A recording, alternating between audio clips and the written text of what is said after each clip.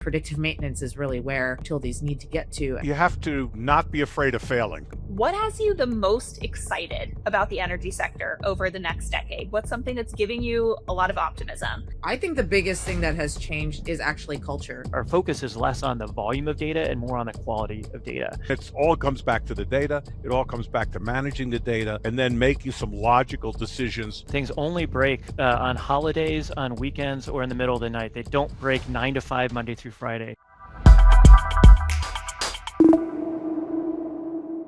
The grid is getting older, budgets aren't really getting bigger, and storms aren't getting any calmer. For electric utility professionals, that's not a distant threat, it's any given Tuesday. So how can asset management adapt to help utilities make hard calls with imperfect information? I'm Kinsey Grant Baker, this is Power Perspectives, and today we're about to find out. Let's read through some of the challenges of modern asset management. Asymmetrical information makes decision-making tougher and tougher.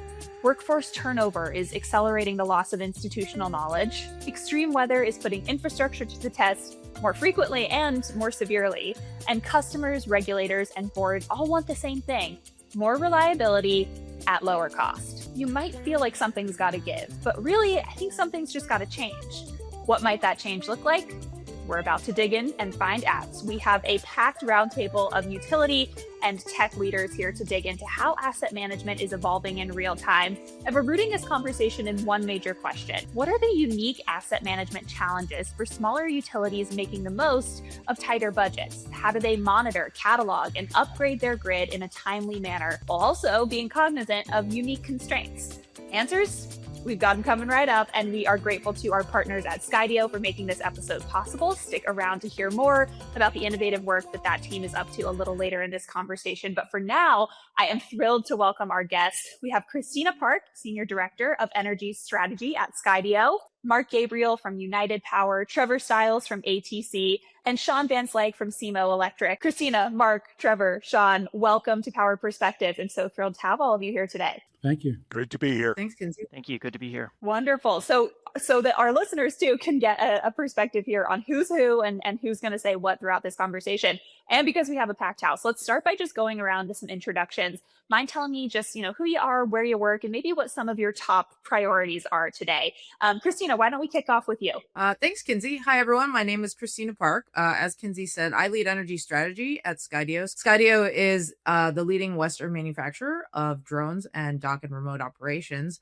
But actually, the reason that I'm at Skydio is because I come from the utility industry. So most of my career, I spent 15 years at the New York Power Authority in engineering and asset management and strategic operations. At the end of the day, I'm at Skydio to bring the perspective of the customer and the energy industry in-house so that we can understand the problems that our solutions are trying to solve. Wonderful. I love it. Sean, how about you? Oh, I'm blessed to be the head coach, chief custodian, and CEO of SEMO Electric Cooperative and Go SEMO Fiber in Southeast Missouri. We're 2.5 hours south of St. Louis, 2.5 hours north of Memphis.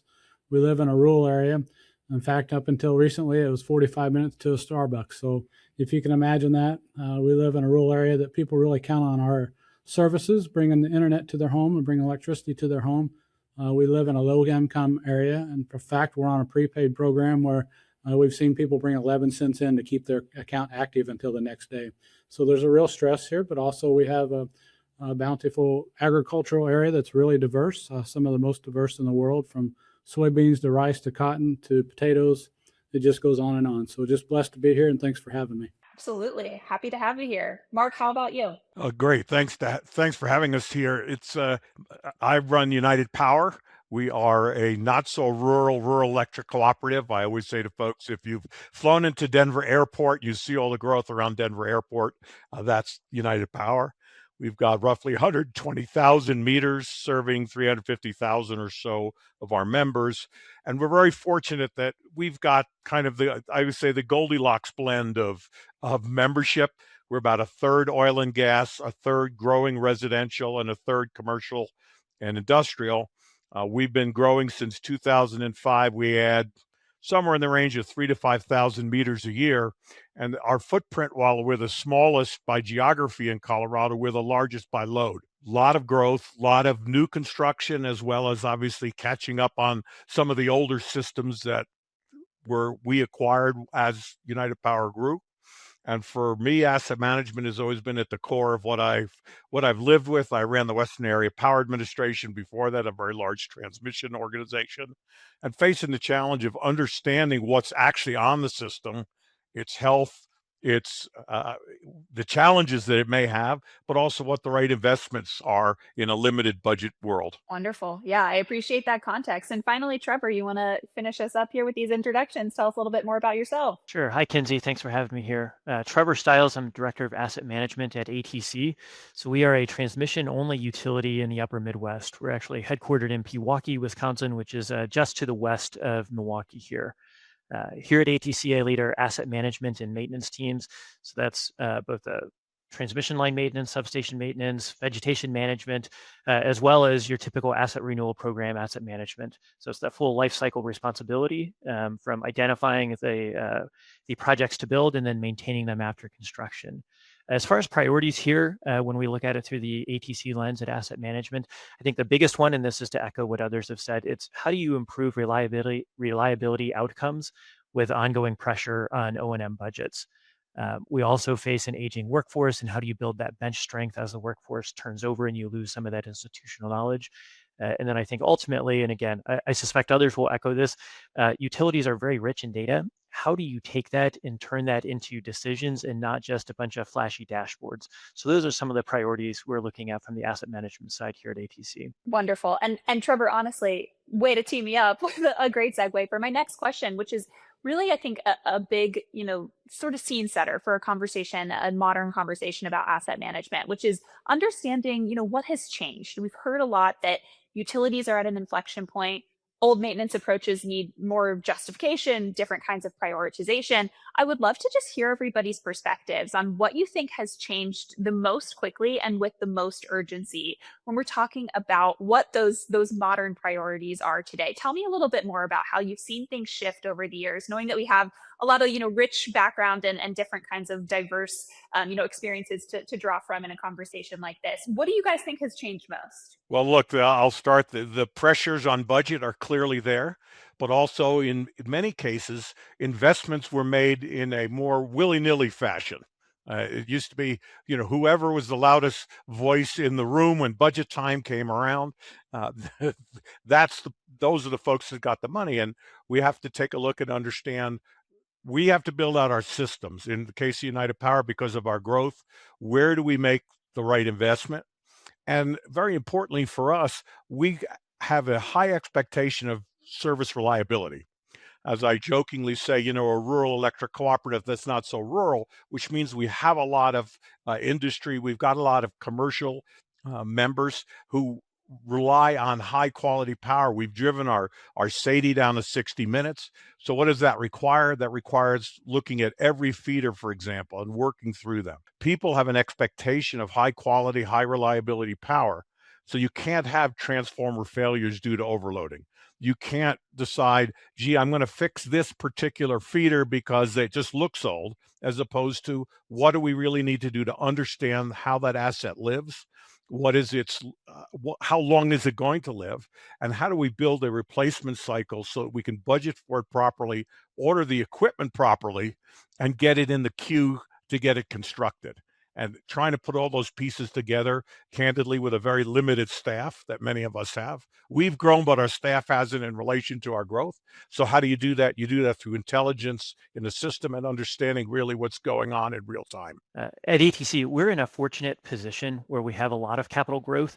I think those who've been in the industry over the decades, you see boom and bust sort of cycles that go through. So we're in a real growth mode driven by just a lot of factors. That's a good spot to be in, but it does pose challenges from an affordability standpoint. So there's a lot of pressure on the maintenance side too. How do we make sure when we're spending money, we're spending the right money? For us, that is moving away from time-based maintenance and more towards condition-based or risk-informed sort of maintenance that we would be doing. So it's looking at what condition data do you have, what is the consequence of failure, and then ultimately the execution reality. With all of these competing pressures, how do you get done what you need to get done? And how do you prioritize the work that is creating risk reduction per dollar? So that is really the emphasis here at ATC, and that's just being mindful of some of the pressures on affordability for our customers. Yeah, Kinsey, and I would sum it up. One of my favorite books is "It's Not About the Coffee," Howard B. Hart. But I just want to share this with you because when I think about asset management, where you think about anything, think about it in terms of a fishing line. A big goal like a fish puts tension on the line. You've got to have tension to succeed. You can't catch a fish without it. If your line goes slack, you lost a big one. If you yank too hard, you risk losing the fish and the lure as well. And I think all of us on this call today, we understand that ultimately it's the people that we serve, whether it's a consumer or a member, whatever, in Mark and I's case, they're members at the cooperative. Grandma Mary's paying that bill, and she expects those lights to be on 24/7 today. Unlike 30 years ago, they used to send a postcard in, or 50 years ago, when they had an outage, they would send a postcard, and when it got to the office, you would go check on that outage. Today, they just expect that. The breathing machines that people have, they just don't want any downtime. And to Mark's point about the feeder, going out there, that's how we used to do things. Who squeaked the loudest? Today, it's very strategic. Do we have things so we can back things up? Can we switch the feed? Can we do things to get people back on with power? So it's almost some of the redundancy that we're trying to build into our asset management routine, so that we can keep the lights on even during storms. I love that analogy so much. Yeah, and I would piggyback on Sean. I think the biggest thing that has changed is actually culture. So a lot of utility infrastructure was built not recently, right? It was built at a time when the norm for somebody's career path was really to stay at the utility for the majority or the entirety of their career. So you really start as an apprentice, you start as an engineer, you work your way up. It's very linear, but I think gaining an understanding of how a utility works and how to operate a grid is not something you can learn in 2 to 5 years. It's something that's really built over decades. And I think that was the norm. That's probably similar for the gentlemen who are here on this call.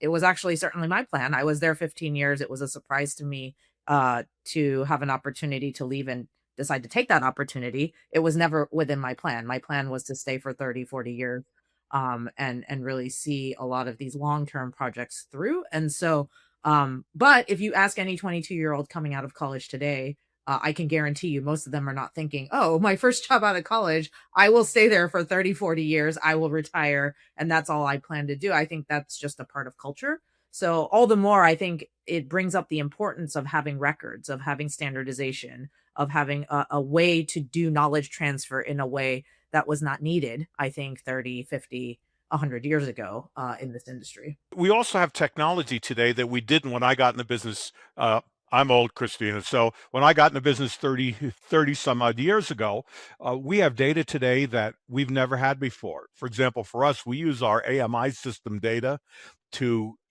have virtually eliminated transformer overloading failure. So in the past, we didn't have that data. We didn't understand what was happening on really down to the feeder and the circuit level. But that then presents another side of the problem where asset management has to come in. You can get a laundry list of projects, right? And I think Trevor said it earlier. What is the priority? What is the high consequence project? What are those things that are going to make the most difference on the feeders? For those of us who are involved in markets, we've got to figure out who would we shut off, right? In an emergency, we get a call that says we have to shut down. Well, what's happening at the feeder level? So trying to coalesce all that data to make good decisions. It doesn't mean, look, when I ask my engineering team and my field crews, give me a list of projects, I get a list of 90 projects. And then I say, well, give me the A projects. And before we started focusing on asset management, they were all A's. And I said, well, that's number one, we don't have the budget. Number two, we don't have the people. Number three, we don't have the time. So how do we drive to a conclusion of what to do first and how we can be more efficient in those decisions? And it's all comes back to the data. It all comes back to managing the data and then making some logical decisions, of course, with a little bit of field knowledge. Yeah, Mark, this is a really rich part of the conversation that I want to dig into a little bit more. To your point, you can't give everything an A. Not even Harvard gives everybody an A anymore, right? I want to hear how you go about figuring out what gets an A and what doesn't. So often, when we're having a conversation with a utility of any size, one of the biggest pain points, one of the biggest challenges is where to spend limited resources. So I would love to hear how everybody else on the call too is identifying, what assets need attention first, especially when there are a lot of projects to be done. There are a lot of candidates. There are limited dollars. What's the process like for deciding what gets attention first for everybody on this call here? Kinsey, let me jump in real quick, and then I'll bridge it over to Trevor. Mark talked about A's, and a lot of times your A projects, and then your B's and your C's. Today, with some of the new load that we're seeing, people want to talk about data centers, but sometimes the C's jumped up to A, and we've got to move an A to a C because people are moving in and out. And I'm going to bridge it over to Trevor because he probably has to deal with more interconnects than what our generation and transmission cooperative handle that for me. But Trevor, something can happen in the south that makes you do something in the north or vice versa that you have no control over. So maybe he can talk about that a little bit. Yeah, thanks for teeing that up, Sean. And that is a real challenge that we see. Is it's one thing to manage our own system; it's another to manage impacts that may be flowing over from other systems onto ours. And to pull on the analogy a bit, I think the A's are easy and the F's are easy, and the real challenge is the stuff in between. Is that B, C, and D, and how do you make those trade-offs? The way that we are addressing that here at ATC is we have internal software. We call it GRIP. I think you can't be utility without a lot of acronyms. So I don't actually know what that one stands for, but it stands for something. And what that does is it takes all of the data that we've gathered over years, its condition, its test reports, and then also looking at the consequence of failure that Mark was talking about before. And it's bridging both probability of failure, consequence of failure, and then using that as an input to our asset renewal plan. What are the things we're going to prioritize? What are we getting the biggest bang for our buck when it comes to maximizing that customer value? So that's how we're looking at this and trying to handle that. It's not perfect, and I think it all starts from the general premise that you can't fix everything. With all of the pressures that are out there, you have to make hard choices, and that's where we are really seeing just an evolution in the way we handle asset management here. Yeah, Trevor, you mentioned GRIP, and I'm curious where else everybody is kind of getting the data that they need to make these decisions. And Christina, I'm sure you have some interesting perspective to share on this one too. Where does it come from? What's most useful for all of you? So Mark, when you mentioned AMI, I actually did a lot of research on AMI meters and smart, all the transformation that smart metering has brought. And it's not something that happened overnight, right? It really took a good decade. I think there are some utilities that are implementing it now versus the pioneers. But if we look at it kind of zoomed out, it's really kind of amazing. Like you took something that was a very paper and pencil manual walking around eyeballs checking a meter process and then transformed it into something that is completely digital with two-way communication where the information is kind of readily available to many, many stakeholders at the same time. And I think that is really exciting and really an example of transformation that technologies, even such as my company with drones, that's where we're trying to get to, where the information getting to the right people and not being siloed and not being buried and being distilled down to the actionable insights. I think that is what delivers the most value. One of the things that I find interesting is even if we look at the smart meter revolution, as I said, it didn't happen overnight. And the question is, when you have technology, how can you use it so that it doesn't create more work for people in that process? But what are the necessary steps? There are always going to be kind of these middle steps that need to be identified. And how do you go through that? And how do you, as you've said, with A's, B's, all the way down the report card, how do you prioritize when you implement a change? What you want to see first and what's going to deliver the most value. The other thing that I've noted in my career is that a lot of the older designs were sort of one-off snowflakes. So you have this kind of weird world where, I always use the statistic: the average large power transformer design is used 1.3 times. That doesn't lend itself really well to some type of standardization. And I know folks push back, and if we wait for organizations like IEEE to come up with a standard, we will all be retired, even you, Kinsey, on that one. But I will tell you just a brief story. When I went to WAPA a number of years ago, and Western Area Power Administration's 15 states, 1.5 million square miles, 320 substations. We had what I would just call the do drop in. Yeah, if the piece fails, we fix it. We don't look holistically. I was on the job about 6 weeks, and I get a phone call from one of my regions, and he said, "Oh, we've had a oil leak because of a lightning arrestor failure." And he says, "You have to sign the document to the state that we've cleaned it up." And I said, "Oh, what kind of lightning arrestor was it? How old and how many do we have?" And he said, "Well, I'll get back to you." 3.5 hours later, I get a phone call. He said, "Well, it's a 1972 Kennedy lightning arrestor, and we have no idea how many we have." I said, "Well, how did you find out that information?" He said, "I had a lineman drive out and pick it up off the ground." So that kind of world can't exist anymore. We don't have the people or the resources. We have liability on the other side for all the equipment that's out there in the field. So it really drove me more than a decade ago to figure out, what do we do to understand our system better? The expectations are higher today than they've ever been on our systems, whether it's wildfire that we all deal with in the West, whether it's power quality. We've got to have the data and then manage that data in a way that's unique and different. And one last point, Christina, I lived through lots of the AMI world in my past life. We're now at United Power looking at version 2 of AMI. And remember, that was a technology brought in to eliminate meter reading. It wasn't to understand transformer failure. Right. And I think meters are kind of just one sensor, right? I'd be curious to know what sensors you guys are leaning into. And at the end of the day, there's so much data that's out there, right? It's hidden in plain sight. We don't have enough eyeballs. I think you specifically, when you're in a smaller utility, you really don't have the luxury of having kind of an endless, well, nobody has an endless staff, but having a large amount of staffing in order to cover your territory. So I think a lot of utilities are leaning towards different types of sensors. And I think for us, drones are just it's an aerial sensor that moves, as opposed to kind of traditional sensors you have to lock into one location. But really just looking at the value of sensor technology. Would love to know what you guys think. Christina, I agree with everything you're saying and want to add on to that. So just as a transmission-only utility, we don't have distribution customers. So there are no retail customers on our system.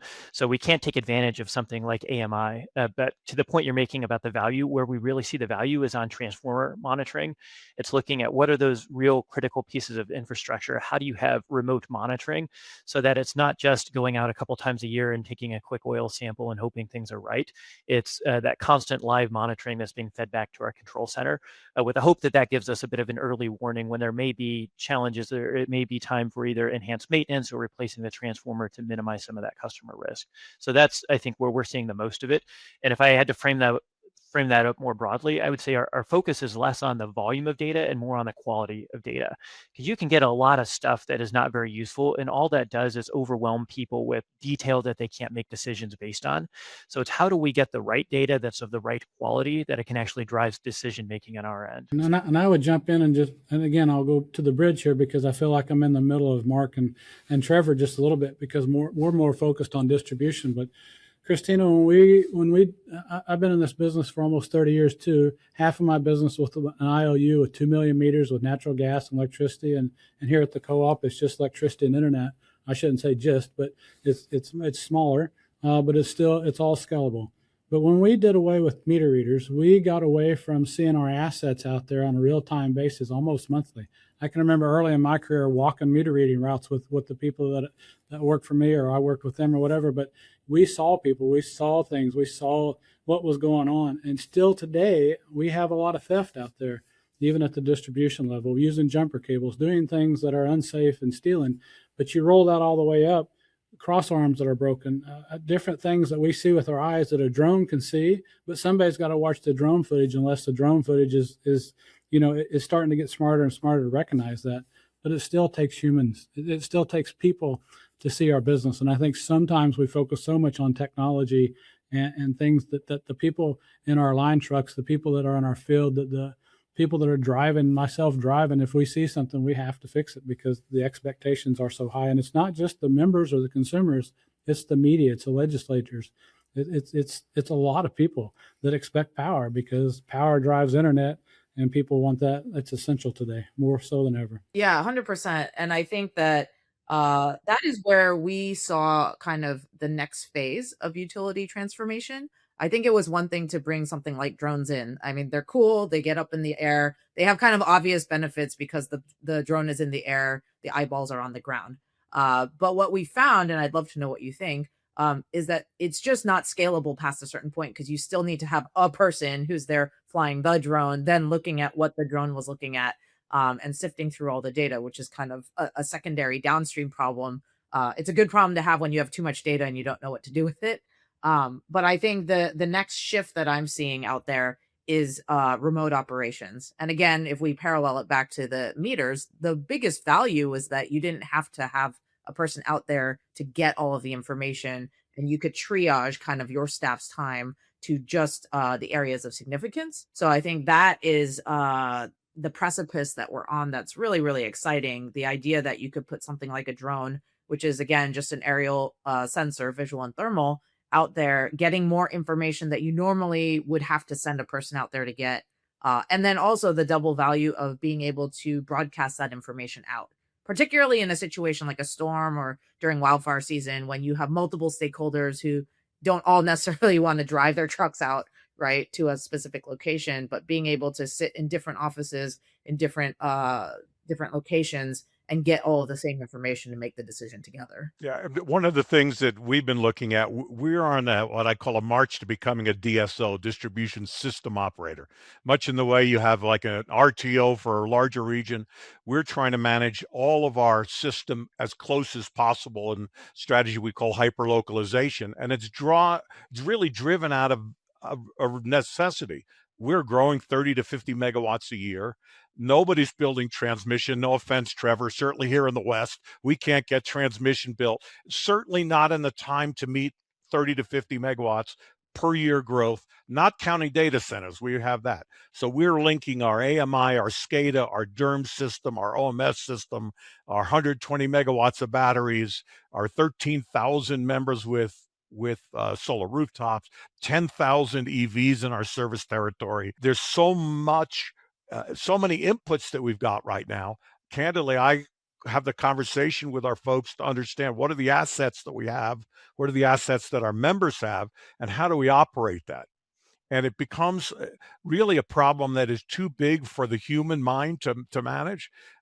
And at the risk of being overly optimistic, I do think this is where AI is going to really come in, to take the drone footage we get in the mountain, to understand what's happening on AMI, to watch the signals off of SCADA.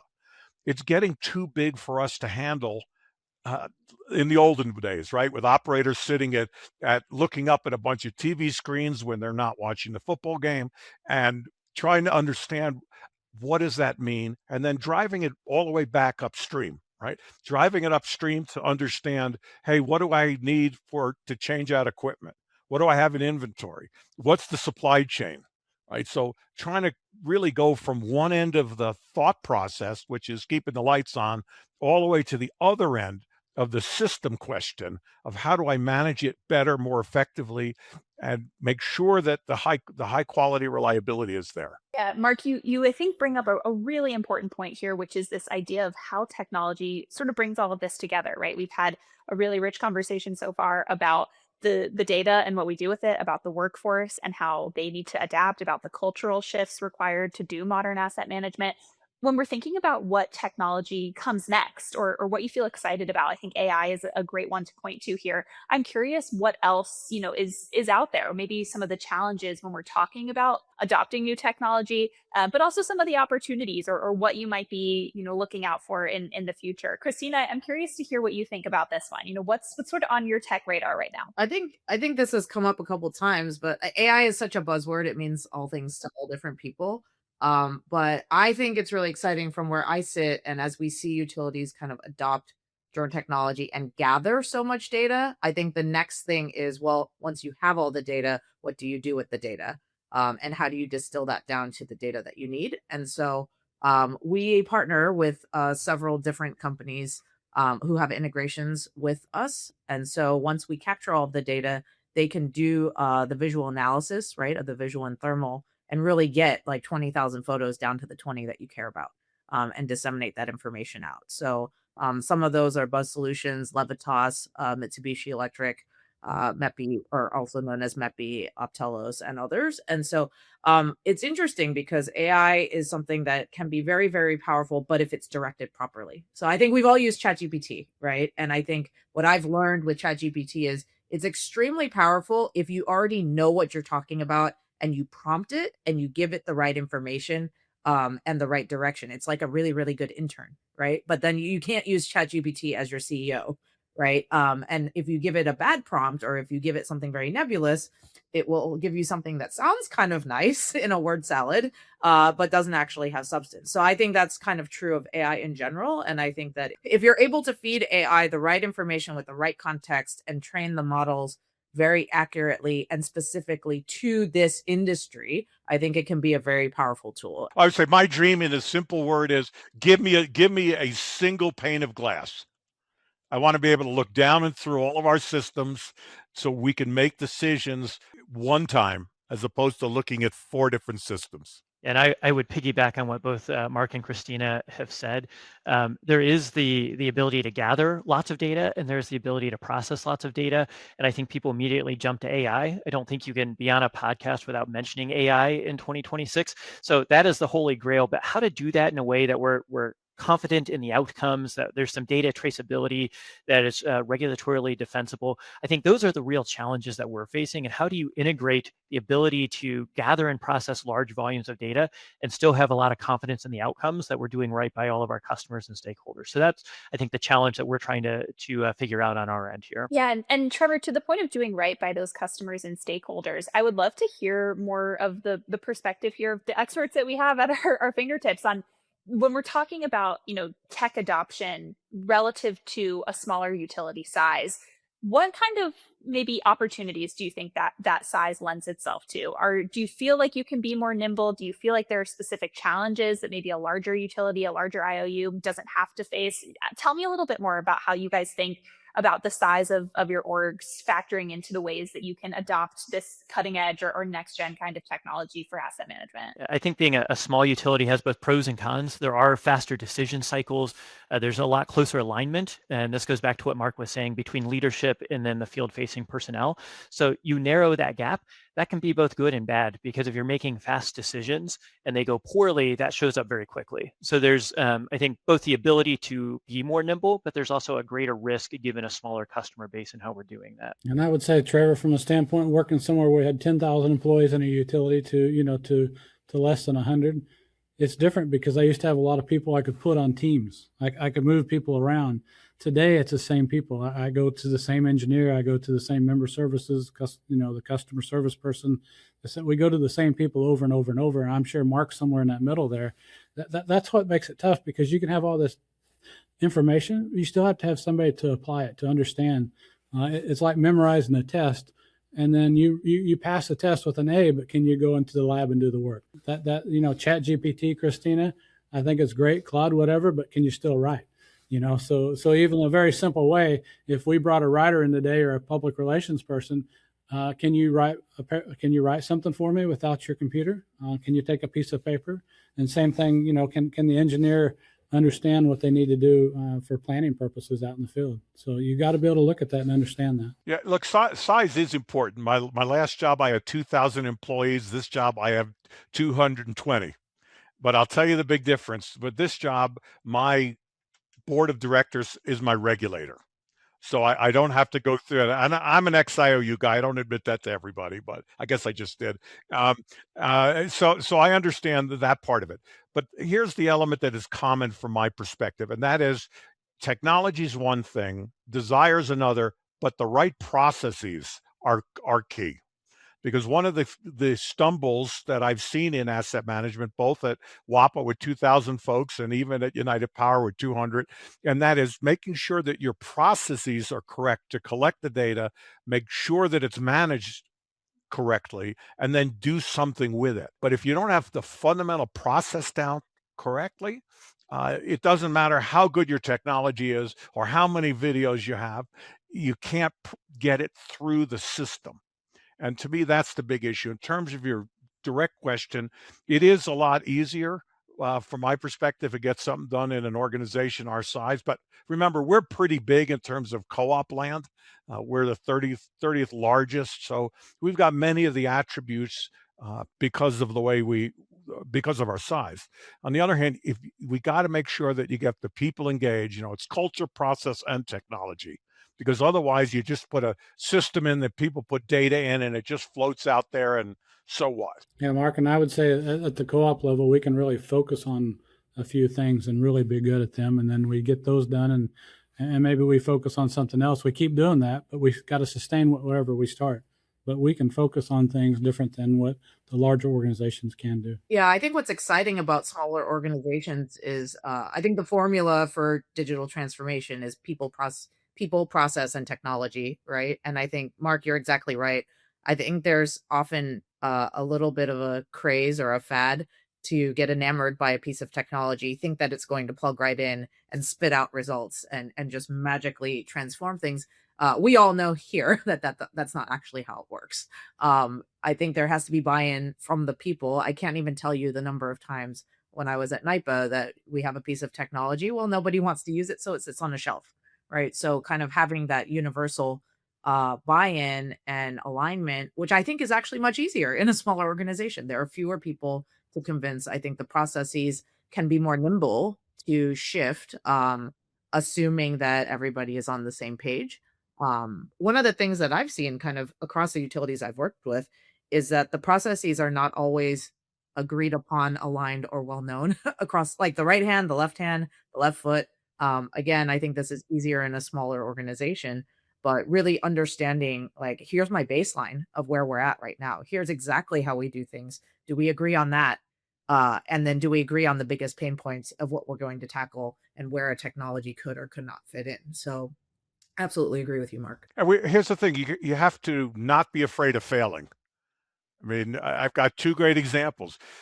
This place, United Power in 2018, put its first 4 megawatts of batteries in. Today, I've got 120 megawatts of batteries because we figured out how to get the batteries into the system. By the same token, when we put in the Trimble product 2 years ago, which is the asset management tool that we use, and it was barely used. It wasn't used properly. So we've really had to do a reboot in the last since January to now get everybody in the culture around it, to get rid of their spreadsheets and actually use the tool that's there. So, you got to be, and I've not been afraid of failure in my career, especially on technology. We've got to, that's the biggest thing, I think, on small organizations. You got less overlords coming down on you that Trevor does, and share owners and all those fun people who get worried in the regulator. But really to try something. If it works, great, expand it. If it doesn't, drop it and move on. Well, Mark, I applaud you for getting spreadsheets out of the hands of accountants and engineers, because you really have to work hard to get it off of them and onto a better system. So I applaud the effort there. That's always something that we're working to do here as well, but that is an uphill battle sometimes. So as we, have this really robust conversation, I think, about where we're headed, what the challenges, what the opportunities are today, I would love to look ahead just a little bit more specifically. So if you guys don't mind, I want to kind of go around and hear everybody's POV on what you think, let's just call it in general, smarter maintenance strategy. What do you think it looks like, let's say 5 years from now, with all that we have talked about today in mind about the technology and the people and the processes and the workflows and all of that? What is your vision of smarter maintenance strategy in half a decade? It's just the integration of human capital, human gray matter, with the technology we have. And Christina's point about you have technology and infrared camera. We probably all have, people listening to this probably have a lot of infrared cameras. Are they taking them out in the field and using them? Are they looking for loose bolts? Are they looking for issues? And will that be automated so that we don't even have to do that? Can we just walk into our dispatch room where our cameras are on our substations and will that automatically tell us that something's going on? Will the drone footage come in? But then you have to have people to apply that, to write the work order up, to follow through and not let things slip through the gaps, and understanding that what we're facing is because the world is changing. So this online marketing, this whatnot, buying things online and gambling online, real-time sport, these things are what's driving our business for the reliability, because people expect that to happen. They don't want downtime because they want to watch real live sports and bet on it at the same time. And we can pretend that's not happening, but it is happening, and it's changing our world, even in our area here in rural Missouri. And now Amazon's delivering same day, and we're in a rural area, and that just started. And that's a big deal to people in our area, but that's driving the use of electricity. It's driving the expectations higher and higher. So I think it's the integration, the continued integration of the people and the technology and the information that we have. You know, I wrote a book a number of years ago, and I happened to go back and look at it just the other day. And when I wrote the book, I kept fantasizing about having technology that would give us real-time information in real time, allow us to understand the system, and, for example, to know about 2 weeks before any line was going to fail, so we could go out there when it was nice and sunny. And it goes back to my comment about having a pane of glass that we can really see things in, and having as much automated as we can so our crews can focus on the real emergencies, right? Because let's face it, we're in a disaster business, right? We got a tornado, we've got a windstorm, we have, snowstorms. We need our folks to focus on that to get the lights back on quickly. So in the backside of this, we really should be able to operate the system knowing well what's going on, anticipating any potential failures, and being proactive in managing it. And I realize that's a fantasy. I have lots of other ones, but I think we are so close right now between the advances of intelligent infrastructure, whether it's looking at it from a drone, whether it's putting more sensors on, whether it's actually understanding the data that we already have. And so it should be seamless. We're looking at hyper-localizing all of our generation because I can't get any, right? I can't reach out 500 more miles because guess what? We don't have the transmission of the generation. So that means I have to optimize my system. And how do I do that? I keep the system up and operating. It feeds automatically into my supply chain. My engineers can do the exciting and interesting things instead of scrambling to fix something that's, just happened to break yesterday. So it's really real-time information that we can take action on. Either we do it or the system does it. Yeah, Mark, we would love to be part of delivering that for you. I think for me, when I look at 5 years, 5 years for a utility is really a blink of an eye, right? In terms of how long it takes to implement a change or to see change kind of ripple out. But I actually think we're already on the path there, and it's really about shifting maintenance. I think one of you said earlier, you wanted to go from time-based to condition-based. I think that that's a reality that can happen now. I think it wasn't really possible 10 years ago necessarily, but to be in a state where the primary driver is leveraging technology to make data-driven decisions as opposed to, well, this is the way it's always been done, or this is kind of the schedule that my OEM has given me. So we have a saying in Skydio. I'm very proud of it because I thought of it, but cover your assets, right? So the idea of having the ability to cover your grid, to have an understanding of asset health, right? So that prioritization can happen when you decide to budget, when you decide to do your project planning. So that you can move your maintenance strategies really from reactive, which is largely what it is, in reality, going from reactive to proactive, and then, as you all said, to the predictive. Mark, I think your book is not total science fiction. I think predictive maintenance is really where utilities need to get to, and we're marching our way there. But I do think it is possible, and I think it's not as far off as you think. Mark, I can help with your prediction. Things only break on holidays, on weekends, or in the middle of the night. They don't break 9 to 5, Monday through Friday. People would joke and tell me that before I moved into a maintenance role. I didn't believe them. I am a believer now. So there's nothing like being in asset management to make you superstitious about timing. But I say, kidding aside, I would echo what Christina just said. If we're thinking 5 years out, what does a good maintenance strategy look like? By far the biggest one is how can we move away from time-based maintenance and move more towards condition-based? So how do you get ahead of some of these issues? I do think that's a data problem, and I do think that is solvable. If not immediately solvable today, that's a not too distant future. Certainly within 5 years, I think that is going to be something that utilities have made great strides in solving that. I think the other one that we're really focused on over the next 5 years is integrating maintenance with our capital construction portfolio. One of the biggest constraints we face is how do you take outages to get that work done? And from a customer side, if they're being put on a radial feed or they're facing outages, whether that is driven by maintenance or capital, it kind of doesn't matter to them. What they know is that they have risk. And so for us, it's how do you integrate both halves of our business there, both the maintenance and the capital construction, to minimize some of that impact to our customers at the end of the day. Yeah, Trevor, and I would say what Trevor and Mark, all three of you said, we've got to bring our teams with us too. So when we look 5 years from now, we can talk all this we want, but we've got to bring our teams with us. We've got to prepare. So we've got to look at our people who are 25 years old. What are they going to do when they're 30? What's the 40-year-old going to do when they're 45? How are they going to help us? So we've got to bring them with us. You know, I remember 10 years ago when we first started putting technology like iPads in the trucks, and the crews fought it. Now, the biggest complaint I get is I'm in an area I can't get the information on my iPad. Right. So bringing folks along in the cultural transformation is just as important as the technology transformation. It is. It's true. And Mark, I think this last question here has teed up what I, as a podcast host, would argue are about 1,000 other conversations that we could have all about all of this. To be mindful of your time and to make sure that we keep things nice and tight here, we'll call it there. But I have a feeling we're going to have this crew back again, because there was just so much from this conversation that I would love to dig more into. I think we have a lot of really, really cool, interesting, challenging conversations about asset management still ahead of us. And your visions of the next 5 years are pretty interesting. So as Christina mentioned, sort of the blink of an eye, but hey, we'll blink our eyes and come back and check in a couple of years and see how all of this pans out. Now, we usually do a lightning round here at the end of our episodes of Power Perspectives. Because we've got 4 people here, we're going to keep it to, let's say, just one question here that I think will be hopefully emblematic of your vision of the future for energy. So if you don't mind, keep your answer to one sentence. Everybody will get a quick turn to answer here, and we'll have some fun to close this out. So my question for all of you is, what has you the most excited about the energy sector over the next decade? What's something that's giving you a lot of optimism? I would just say what I'm excited about is our teams that we work with and the people that can make the change to help make other people's lives better, because we are doing some amazing things.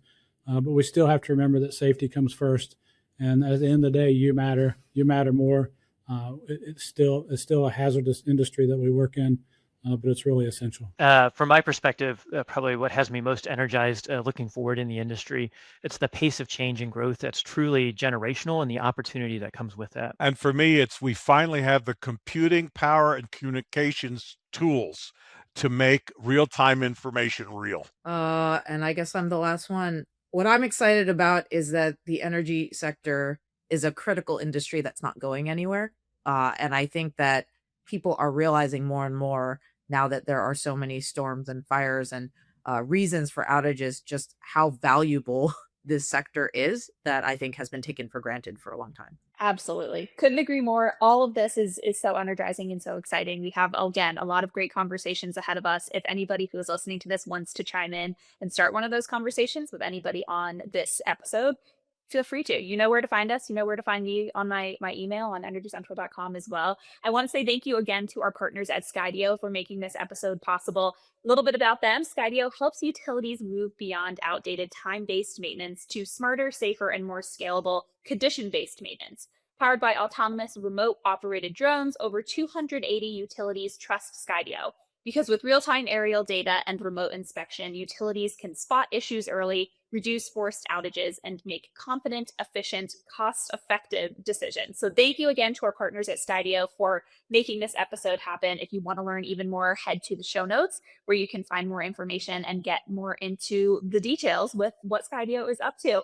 Once again, thank you to all of our wonderful powerhouse guests today. Christina, Sean, Trevor, Mark, you all have been so wonderful. I appreciate your time, and I'm really, really grateful for all of the insight that you shared with our audience today. Thank you. Thank you. Thanks for having us. Wonderful. Thank you to all of you for listening to this episode of Power Perspectives. I'm Kinsey Grant Baker, and we will see you next time.